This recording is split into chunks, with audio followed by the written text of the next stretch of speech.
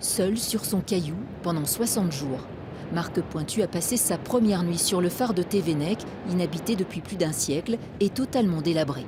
Entre la pointe du rail et l'île de Sein, cet îlot rocheux battu par les vagues a rendu fou bien des gardiens, hantés par le fracas de la mer.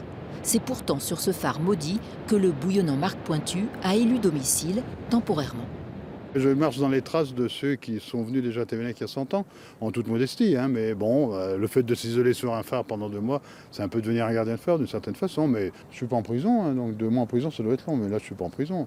Je peux sortir, puis j'ai plein de choses à faire intéressantes. Donc voilà, communiquer, faire des vidéos. Il y aura peut-être du mauvais temps, je vais être au cœur de la tempête. On n'a jamais été au cœur d'une tempête à Thévenec. Contrairement à ses prédécesseurs, Marc Pointu ne sera pas coupé du monde. Grâce à une connexion Internet, il partagera son aventure. Panneaux solaires, vivres, matériel, eau, 400 kg de fret au total. Surtout ne rien oublier, l'essentiel et le superflu.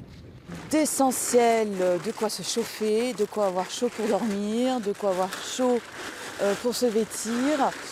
Et puis de superflu, il adore les cacahuètes et le chocolat. Garder le moral à flot, car le combat ne fait que commencer pour la Société pour le patrimoine des phares et balises. L'association est la première à obtenir le droit de restaurer un phare en mer. Coût des travaux 2 à 300 000 €. Il faut donc trouver des mécènes. C'est le but de cette opération baptisée Lumière sur Thévenec.